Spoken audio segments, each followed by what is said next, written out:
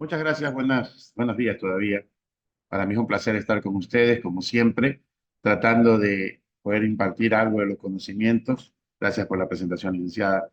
Vamos a tratar de darles a conocer algo que hoy es importante y que cada día se vuelve un elemento más en el quehacer cotidiano de cada una de nuestras actividades frente a una emergencia.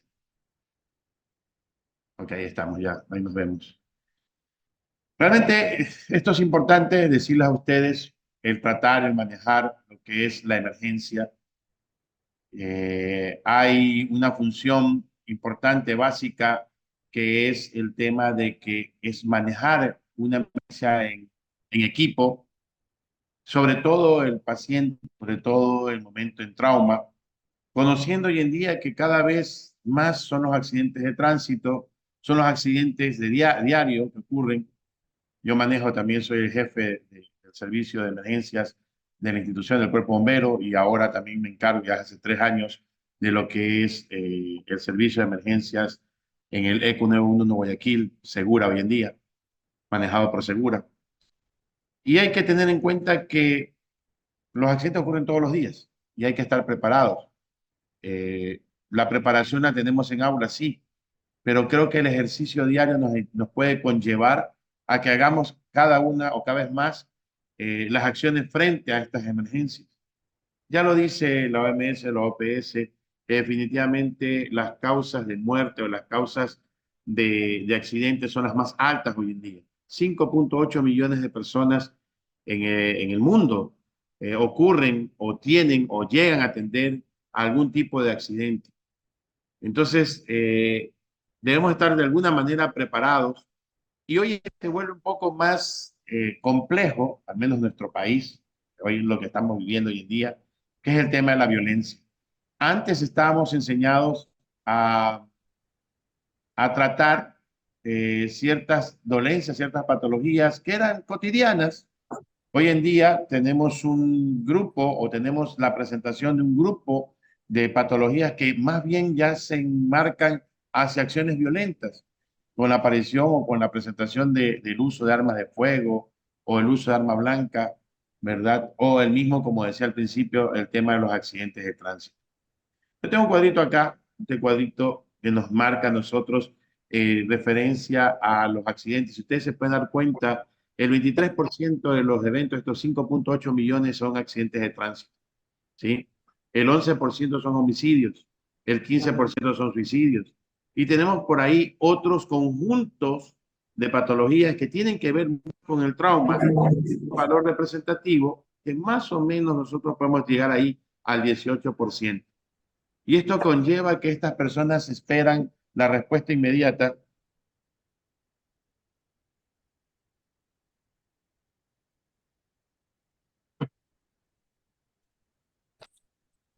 Ok, ya, gracias. Esperan la respuesta inmediata a, a poder ser tratados, ¿no? Imagínense, 18% de 5,8 millones son aproximadamente 1 millón de personas que están a la espera de un tratamiento óptimo. Pero hay que recordar algo. Yo creo que mucho hablamos acerca de qué es lo que ocurre o cómo ocurre cuando tenemos un evento sobre todo grave, un accidente de tránsito, un herido de bala, en fin, en qué es o cuál es nuestra respuesta. Y aquí tenemos una teoría que es la teoría trimoral de la muerte. Yo creo que en trauma, y justamente la TLS habla muchísimo acerca de esta teoría, de que es el evento o el fenómeno inminente de que ocurre cuando nosotros tenemos una emergencia o cuando tenemos nosotros un evento y este evento, sea cual fuere, puede llegar a causar la muerte. Entonces, lo han dividido en 3 tiempos. Por si acaso esto no es algo que lo estoy diciendo yo o lo inventaron, es algo que se basa en estudios, de estudios demostrables inclusive, y que es en base a la experiencia de muchos colegas, en donde está inmerso todo un equipo de trabajo, ¿sí? Desde el paramédico, desde el técnico en urgencias, desde el receptor de la llamada en la central 911, desde el médico que lo recibe en emergencia, desde la licenciada de enfermería o el técnico que lo recibe en una emergencia, desde el equipo de emergencia en trauma o los famosos código azul. Hablaremos mañana creo que los códigos de colores y por ahí hablaremos del código azul.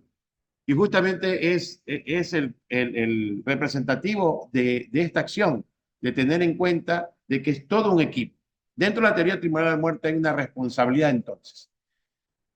Los primeros minutos, digo horas inclusive, se basan en aquellos que pueden sufrir eh, lesiones muy graves, que son incompatibles con la vida, que son lesiones que por más esfuerzo que haga, ¿verdad? Y lo vamos a ver también en una clase de triaje el día sábado, los que quieren estar en el taller.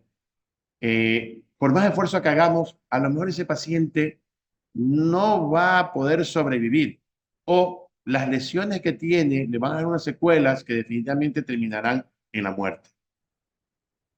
Este periodo es el primer momento de esta triada de la muerte, que generalmente pasa en la mayoría de los incidentes muy graves, de aquellas personas que están inmersos en el incidente, que ocurre su muerte o que ocurre el evento, pueden morir dentro de estos primeros minutos, más aún si no tienen ayuda, más aún si las condiciones son graves. Pero luego tenemos una segunda instancia, un segundo momento, digámoslo así, en donde aquí es la responsabilidad. Si vamos a responsabilidad, tal vez la responsabilidad de la muerte de ese paciente en estos primeros minutos es del paciente o de la misma víctima o del incidente que hubo, de la gravedad del incidente. Pero luego, cuando ya nosotros llegamos al lugar o cuando llegan a nuestro hospital y tenemos que atender a ese paciente, ya es responsabilidad de nosotros. Y es ahí donde se ha descubierto que sin un cuidado adecuado, que sin un mecanismo adecuado, sin un tratamiento adecuado, sin protocolos adecuados, ese paciente va a fallecer. Entonces, nos damos cuenta de que hay que reasignar una secuencia de traslado, una secuencia de tratamiento para poder manejar a estos pacientes durante estos minutos. Luego tenemos un tercer pico en donde estos pacientes pueden fallecer y realmente no es culpa en cambio aquí de quien lo atendió en la emergencia o quien lo recibió en la sala de urgencias, sino es de aquellas personas que están inmersas ya en el cuidado directo, ¿sí? En donde ocurre las infecciones intrahospitalarias, por ejemplo, ¿sí? Este paciente tuvo que pasar a terapia intensiva y después de 2 o 3 semanas, por el uso digamos, del tubo endotraqueal, pues hizo una enfermedad respiratoria y hace que este paciente pueda llegar a morir no por la causa original del incidente, el accidente de tránsito, por ejemplo, o la herida de bala, o la herida de un objeto cortopunzante, o por alguna enfermedad, alguna dolencia, sino es que muera por la enfermedad agregada, en este caso una infección, que puede causar la muerte inclusive. Ahora, lo importante primero es reconocer en qué momento vivimos. ¿Vivimos en el primer momento, en el primer periodo de esta teoría? ¿Vivimos en el segundo periodo de la teoría? ¿O estamos viviendo en el tercer periodo de la teoría? En todos estos momentos son importantes. Hay que hacer definitivamente de mucha relevancia que los primeros minutos o el tiempo en el manejo inicial de este paciente es importante. Que definitivamente si yo no tengo el control adecuado, por ejemplo, realizar el A, B, C, D, E, realizar el X hoy en día con el tema del sangrado, este paciente va a morir. Y esto es responsabilidad ya nuestra. O por último, ya en el paciente que está en el hospital, yo tengo que mantenerlo, ¿verdad? Pasa a una terapia intensiva, pasa a una sala de hospitalización. Yo tengo que tener los cuidados universales, el lavado de manos, por ejemplo, la desinfección del área, ¿verdad? Y eso es importantísimo para poder mantener con vida a este paciente. Ojalá que fuese bueno, generalmente cuando tenemos un paciente nosotros lo dejamos y lo vemos hasta ahí y no vemos más, ¿sí? Llegamos a la emergencia, lo dejaron en la emergencia y nos olvidamos del paciente, pero las normas y protocolo dice que deberíamos nosotros seguir manteniendo, visualizando ese paciente hasta el último día que esté en un hospital o hasta su recuperación total. Porque eso va a depender inclusive su estatus o va a depender no solamente las condiciones, sino que su pronóstico de vida. ¿Qué tenemos que hacer entonces? Recordar esta nomenclatura o recordar estas abreviaturas, el famoso A, B, C, D, E, de todo manejo de paciente en una emergencia. También hoy en día en el trauma agregarle la X por si acaso hay sangrado visible o sospecha de sangrado. Tenemos que recordar que lo importante es que hay dos cosas que pueden causar inmediatamente la muerte en el individuo. La primera es de que se desangre, se ensanguine ese paciente y se desangre, por lo tanto va a morir. Y la segunda, no mantener el cuidado de la vía aérea, es decir, que esa vía aérea tiene que ser permeable. ¿Hasta dónde es nuestra responsabilidad en el manejo de la vía aérea? ¿Hasta cuánto yo puedo llegar y poder recurrir en esta vía aérea? ¿Hasta qué dispositivos yo puedo instalar y disponer en la vía aérea? Muchos de los que están en emergencia al conformar el equipo se responsabiliza una persona de la vía aérea, por ejemplo, otra persona del tema del control de hemorragia, otra persona de la canalización de las vías. Y tenemos ya no un equipo de 2 o 3 personas, tenemos un equipo de 5 o 6 personas que están en una emergencia tratando de salvar la vida de un paciente. Reanimar es importante, reanimar o resucitar. Para esto nosotros necesitamos primero estar preparados. ¿Y cuándo comienza la preparación? Ahora que están haciendo esta pequeña charla, en donde ya sabemos que existe una memotecnia que tenemos que aplicar, que es el A, el B, el C, el D y el E.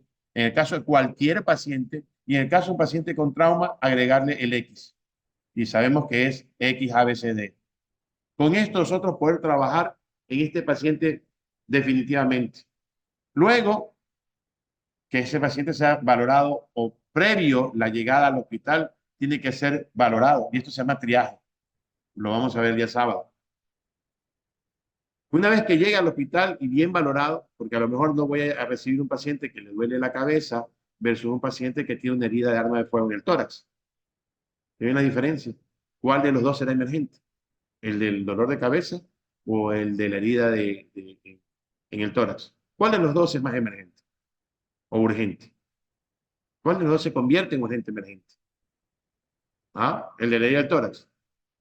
Pero el señor del dolor de la cabeza es hipertenso, cardiópata, no ha tomado sus medicinas hace más de 2 semanas. Entonces, ¿cuál de los dos es urgente, urgente? ¿Ah? Hay condicionamientos que esto lo tenemos que hacer. ¿Y dónde lo vamos a valorar? Bueno, si ya llega a la sala de emergencia, pues tenemos que ver si no es una hemorragia, si no hay una hemorragia constante, ¿verdad? Que lo valoramos en X, pues pasamos al A. En el A voy a ver si está respirando o no respira. Entonces, ese paciente que le dolió la cabeza, ¿verdad? Vamos a observar si está respirando o no está respirando, si respira adecuadamente, si hay algún sonido que está produciendo lo que respira, porque eso me podría dar a mí la opinión de que algo le está pasando en la vida aérea, puede estar obstruido, ¿sí? Si no tenemos problema en la permeabilidad de la vía aérea, pasamos al siguiente paso, que es B, que es respiración. Entonces, si ese paciente, si esa víctima o ese paciente se expande en el tórax, si el tórax se le expande o no, ¿sí? Si es uniforme a ambos tórax, si hay algún, ocultamos y si hay algún ruido en el tórax y vamos a ver si hay algún problema. Si hay ritmo cardíaco, a lo mejor estoy frente a un paro cardíaco. Ese paciente que llegó con la herida en el tórax, a lo mejor lesionó el corazón y tengo un paro cardíaco, ¿sí? Entonces tengo que controlarlo. Luego tenemos que hacer, esto se lo hace normalmente, o lo hacíamos, que es la evaluación primaria. Y en la evaluación primaria tenemos el A, el B, el C, el D, y tenemos el X, el caso de la hemorragia. Pero también tenemos que hacer la evaluación secundaria, que no es otra cosa que los exámenes complementarios. Hoy en día, créanlo que cada vez nos especificamos más y tenemos más métodos de diagnóstico previos, que basta con una gotita de sangre capilar y ya podemos determinar la glicemia, el ácido láctico, la hemoglobina, el hematócrito, ¿verdad? Y otros tipos de bioquímicos que necesitamos cuando un paciente va llegando a la emergencia. Basta con estos dispositivos y ya nosotros podemos tener una clara idea frente a quién nos estamos o nos podemos enfrentar, ¿sí? Vamos a dar un tratamiento inicial. Llega el paciente que ya le he hecho la revisión inicial, le hice el ABC, ya conozco que no hay problema en la parte respiratoria, no hay problema en la parte circulatoria, no hay problema en la parte neurológica, no hay problema en el resto del cuerpo. Pues yo ahora sí voy a tratar de a lo mejor es una hipoglicemia. Y ese paciente que tenía dolor de cabeza, lo que tenía realmente era una hipoglicemia. Entonces vamos a tratar esa hipoglicemia. ¿Ok?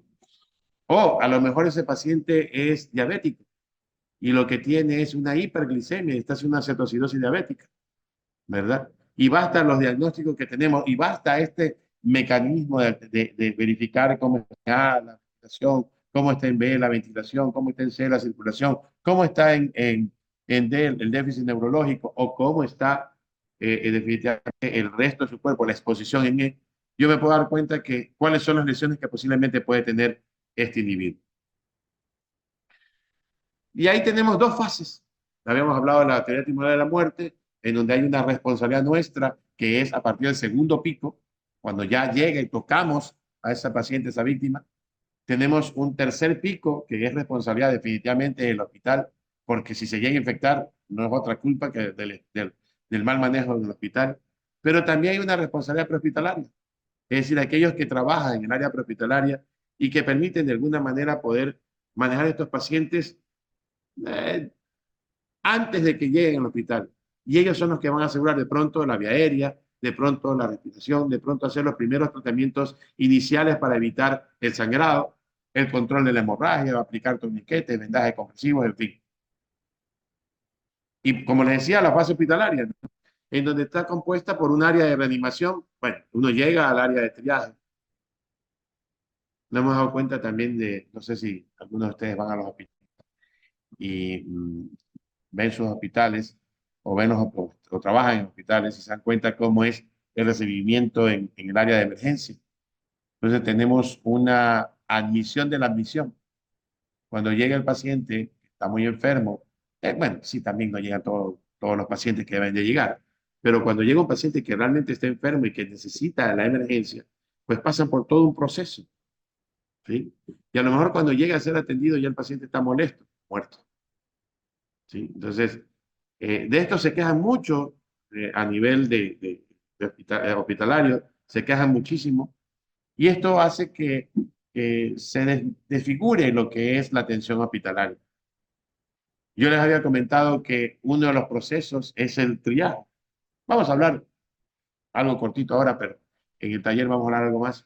Pero el triaje se basa en simplemente hacer una evaluación rápida de ese paciente para no hacerlo perder tiempo. Puedo tomar los signos vitales para ver si hay una alteración, un problema de la presión arterial, un problema de la saturación de oxígeno, para poderlo determinar a dónde tiene que ir, cuál es el siguiente paso que tiene que ir, ¿verdad? Esto, hoy en día en los hospitales utilizamos el triaje de Manchester, ¿sí? El triaje de Manchester para poder eh, escoger los pacientes. Y ya se le va advirtiendo. Usted tiene una prioridad 3, va a ser atendido después de una hora. O usted tiene una prioridad 5, va a ser atendido después de 5 horas, ¿no? Y el paciente está allá afuera y le dice, pero es que me acabo de golpear el dedo y me duele el dedo, me mata el dolor. Pero sí, pero el señor que está ahí viene con una herida en el tórax y tiene que ser atendido. Pero él no va a entender porque para el dolor del dedo, para él lo está matando, ¿sí? Entonces van a la emergencia por el dolor del dedo. ¿Ok? Y se siente mal atendido. Y si le hago yo la encuesta de satisfacción al usuario en ese momento, me va a decir pésima la atención del hospital. La idea justamente es poder realizar este triaje adecuado con varias herramientas que después, para que el paciente no se sienta marginado, ni se sienta, digamos, marginado, por último, eh, ofendido porque no se lo atiende inmediatamente. Entonces, el triaje es importante, pero es la puerta de entrada para mi emergencia, desgraciadamente, ¿sí? Luego yo tengo que hacer, una vez que pasa el triaje, tiene que irse al área de reanimación, en donde yo tengo que buscar los primeros signos vitales. Y aquí viene la importancia de la monitorización. De hecho, monitorizar a un paciente no es colocarle el brazalete del esfingomanómetro, el tensiómetro y tenerlo ahí puesto, lo dejan puesto ahí. Dice, es que sí está monitorizando. No es colocarle los electrodos y dejarle puesto los electrodos y no ver si está funcionando o no funcionando el monitor, es poder interpretar lo que pasa en el monitor, es poder interpretar si hay algún ritmo el cual me llame o me indique a mí que algo le puede estar pasando a ese paciente a corto o mediano plazo. Esta evaluación inicial, ya les dije, no es otra cosa que repetir el A, el B, el C, el D y el E. Repetirlo constantemente, porque hay que reevaluar el paciente. De eso se basa justamente la TLS, que es una norma que hay una TLS para médicos y una TLS para enfermeros o enfermeras, y que este taller o este protocolo, digámoslo así, le indica a cada uno de los elementos, habíamos mencionado 5 como mínimo para atender una emergencia, de responsabilidades que debe tener para poder hacer su acción, tanto en la respiración, tanto en la circulación o en el mismo manejo farmacológico del paciente.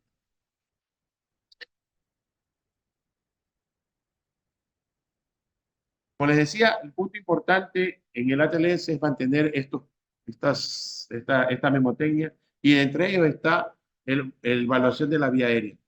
¿Sí? ¿Cómo está respirando? Si hay sonidos raros, porque esto me indicaría a mí que algo le está pasando, que a lo mejor es una abuelita, una persona que llegó con dolor de cabeza, tiene 90 años, ¿verdad? Y usa dentadura postiza, ¿verdad? Y estaba comiendo, tomando algo, y esta dentadura se le fue hacia las vías respiratorias. Y basta escuchar el sonido, no necesita tener un video endoscopio o un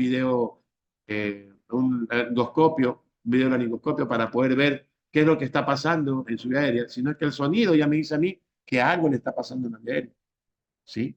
Las características del color de la sangre, no le está llegando oxígeno a los pulmones y se está poniendo cianótico.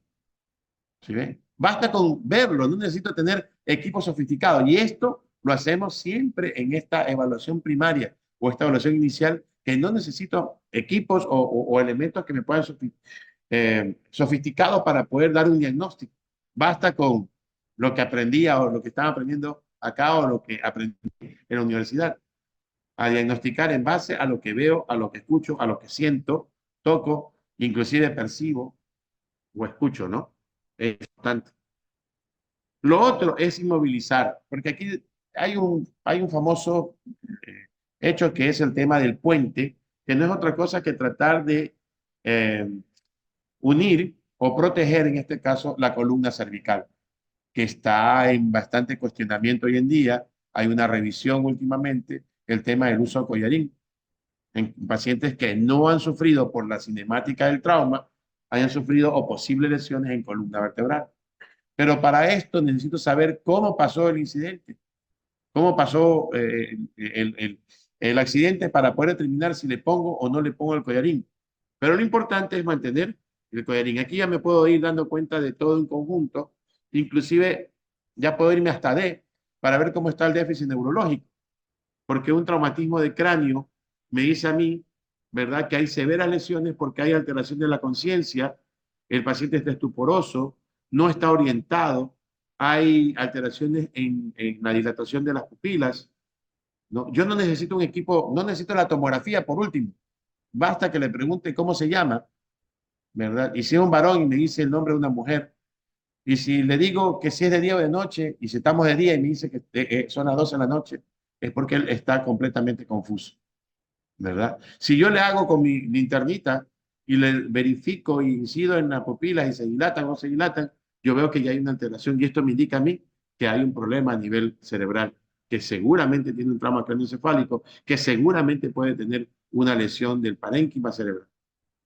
Por lo tanto, este paciente tiene que verse, no debo perder tiempo en el resto de lesiones, no en el resto de lesiones, sino en el resto de exámenes, sino que inmediatamente llamar al neurólogo para que el neurólogo, por ejemplo, dé su actividad o haga su examen especial y pueda determinar dónde está la lesión. Como les decía, es importante siempre reevaluar. Todo paciente tenemos que reevaluar. Es decir, yo comienzo con el X si hay sangrado, con el A, el B, el C, el D y el E. Termino con cada una de las letras. Yo tengo que reevaluar qué está en A, qué está en C, qué está en B, para poder seguir al siguiente paso, el D o el E. Siempre tengo que reevaluar. Y una vez que termine, reevaluar completamente al paciente. Esto es importante sobre todo. Reevaluar la respiración y la ventilación. ¿Cuántas respiraciones por minuto tiene? Ya que es característico en estos pacientes que tienen depresión respiratoria, ¿verdad? Si ambos pulmones se expanden, ya lo había dicho, se expanden adecuadamente. Si hay algún tipo de alteración, ¿por qué? Porque estas alteraciones ya me dicen, al menos por ejemplo en respiración, ya me dice si tiene un hemotórax, si hay un hemotórax, atención, si hay un hemotórax, ¿verdad?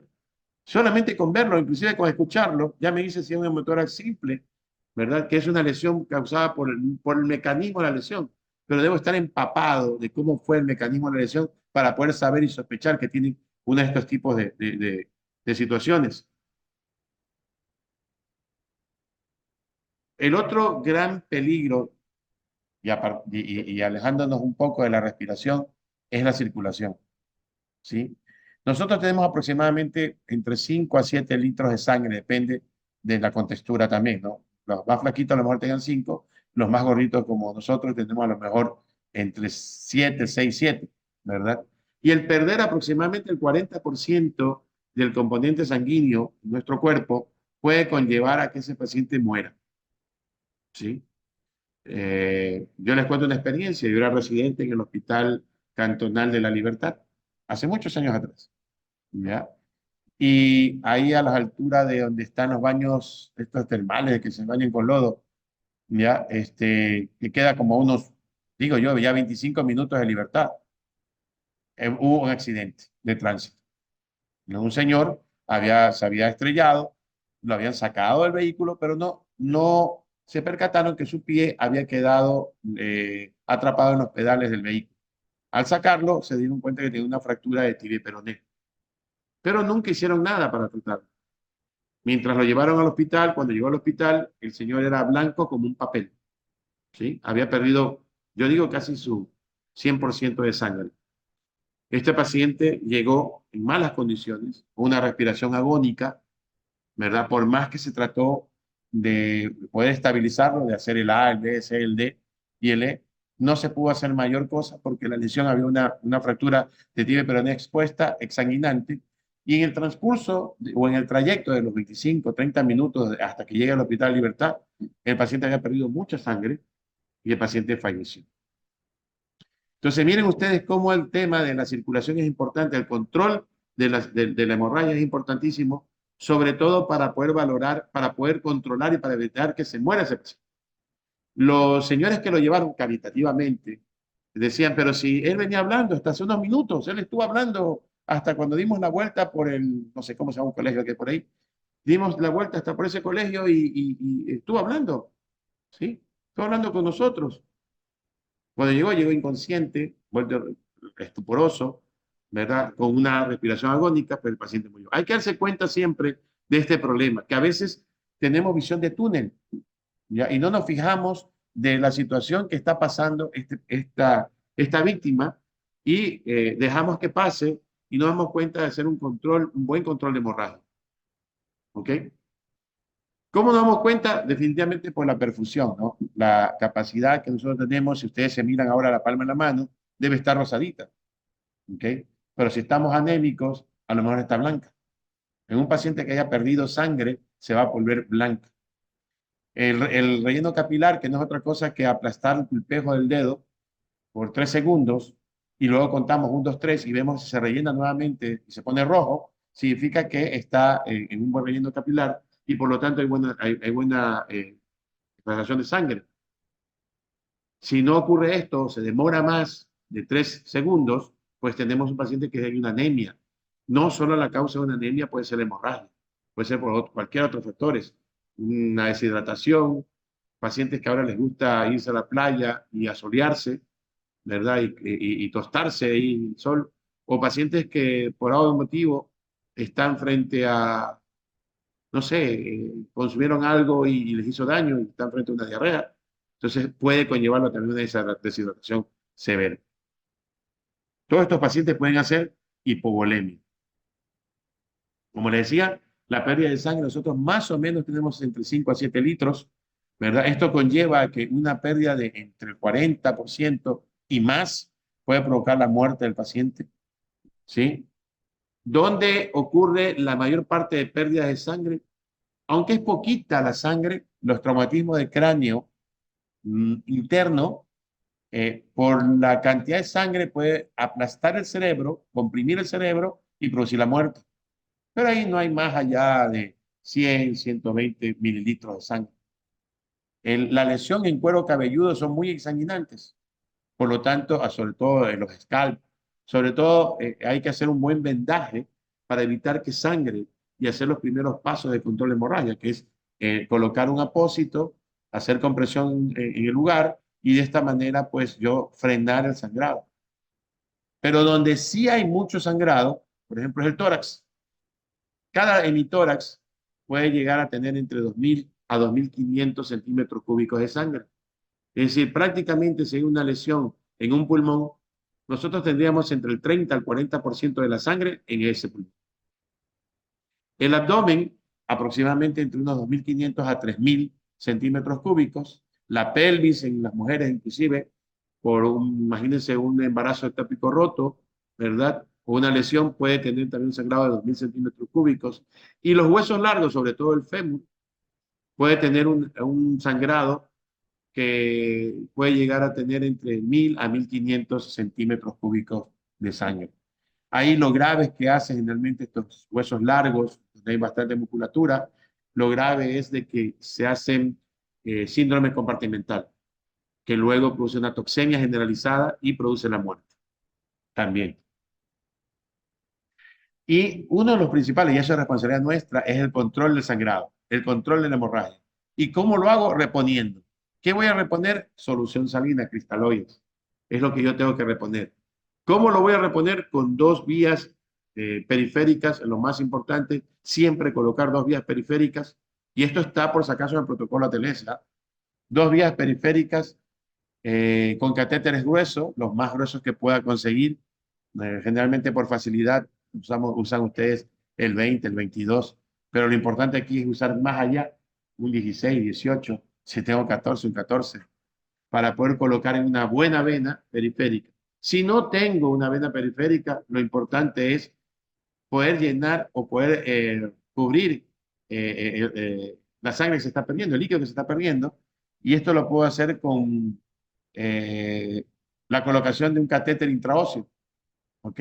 Ojo, los protocolos de ATLS y quien no ha hecho ATLS te dice claramente hasta dónde puede llegar quien maneja, quien es parte del equipo de respuesta en una emergencia. Y justamente colocar el catéter intraóseo es responsabilidad del equipo de emergencia. Entonces, si nosotros estamos entrenados para colocarlo, podemos colocar un catéter intraóseo. La idea es controlar la hemorragia. Ok, ya tengo el catéter, ya coloqué un catéter intraóseo, pues lo que yo tengo que ahora es evitar que se choque ese paciente más de lo que está, reponiendo volumen. Antes, hasta hace unos años atrás, hasta la revisión del 2000, se decía que tenía que colocarse líquidos a chorro. Entonces ustedes veían a que les decían póngase y venían al interno, al doctor, al residente, al enfermero o enfermera aplastando el suero, ¿sí? Lo aplastaban el suero y que pasara a chorro. Hoy en día se trata de pasar volumen permisible hasta que tenga la mejor presión obtenible dentro de la monitorización del paciente. Recuerden que les dije monitorizar al paciente, no es colocar el brazalete, es estar constantemente monitorizando, es hasta mantener la presión óptima. No es que tengo que llevarlo hasta el 120, 80 de presión, no. Si yo tengo una presión media que me llega a 80 y es lo que mayor lo he sostenido durante mayor parte del tiempo, con esa presión yo tengo que mantener. Importante para poder mantener sobre todo la presión arterial y poder hasta que llegue pues a un centro o al tratamiento definitivo. Luego tenemos el déficit neurológico, ese es el D. Ya hemos visto A, B, C, D. Estamos pasando rápido, pero vamos al D. Y en el D nosotros tenemos que ver el nivel de conciencia. ¿Okay? Aquí hay que hacer la escala de Glasgow, pero no nos basemos en la escala de Glasgow que puede variar porque hay la modificada en trauma inclusive. Pero basándonos en que este paciente si yo le pregunto, como les decía hace un momento, dónde está, cómo se llama, cuántos años tiene, conoce a su familia, deme su número de cédula o deme un número para poder llamar a su familia. Y si él le contesta adecuadamente, pues estamos con un paciente consciente. Pero si no me dice nada de esto y te comienza a hablar de forma incoherente, eso me llega a alterar a mí o me llega a dar una alerta indicándonos que ese paciente puede tener una lesión muy grave, ¿sí? Muy grave, ¿sí? Y que podemos confundirlo no solamente con un trauma. Ojo, en la TLS ve trauma, pero ve a todo paciente, sea que llegue a una emergencia, no solamente por el trauma, sino que por cualquier situación que súbitamente pueda alterar las condiciones normales del paciente y provocar la muerte. Entonces, por eso una hipoglicemia, como le había dicho, una hiperglicemia. Hay ciertas situaciones como, por ejemplo, el uso del alcohol, ¿no? Hay clínicas que dicen, o hospitales que dicen, no, es que está borracho. Hasta ese paciente que está en estado etílico, tenemos que hacer un buen examen, hacer el mismo ABCD y descartar cualquier lesión. Ha pasado que ese paciente que lo discriminan porque estuvo con ingerido alcohol, se muere después, ¿sí? Se muere después. Entonces hay que tener en cuenta sobre todo el tema de el déficit neurológico. Otro tema es el control de temperatura. Ya esto lo vemos en exposición, en el E. Cuando llega al hospital, generalmente está nosotros cómodos, estamos con el aire acondicionado y estamos perfectos porque hace mucho calor afuera, está haciendo harto calor afuera, y estamos con el aire acondicionado. Pero ese paciente que está en esa situación tiene un shock y que puede enfriar más su cuerpo, su metabolismo basal va a disminuir más y no va a permitir que se equilibren las condiciones y ese paciente por esa condición puede también agravarse y puede morir. Entonces es importante mantener o evitar la hipotermia, mantener la temperatura del paciente. Si bien es cierto, dice el protocolo, descubrir y luego vestir, no es que yo llegue y ustedes ven en una terapia intensiva o en una emergencia los pacientes los tienen sin ropa, ¿sí? El paciente no debería estar sin ropa. Solo se está sin ropa cuando lo tengo que examinar, pero luego debe estar cubierto, debe tener alguna sábana, debe tener algún cobertor para poder mantener la temperatura. Recuerden, la temperatura basal disminuye. O ustedes cuando tienen frío no quieren estar en su camita metidos con una colchita y no levantarse. ¿Ah? Lo mismo le pasa a las células, ¿ah? Lo mismo. Ya dejan de trabajar, no quieren seguir actuando, no quieren quemar, no quieren hacer gasto de energía. Ellos quieren mejor reposar. Entonces hay que mantener la temperatura.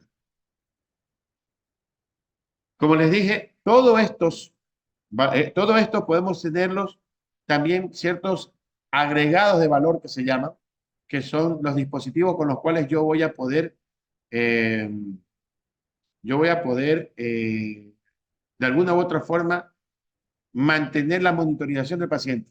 Entonces aquí está que le haga las radiografías necesarias. Ojo, ustedes con esta orientación por lo menos, no doctor, no necesita una radiografía de cabeza a pies, necesita lo básico, necesita saber cómo está el cuello, necesita saber cómo está el tórax y necesita saber cómo está el abdomen.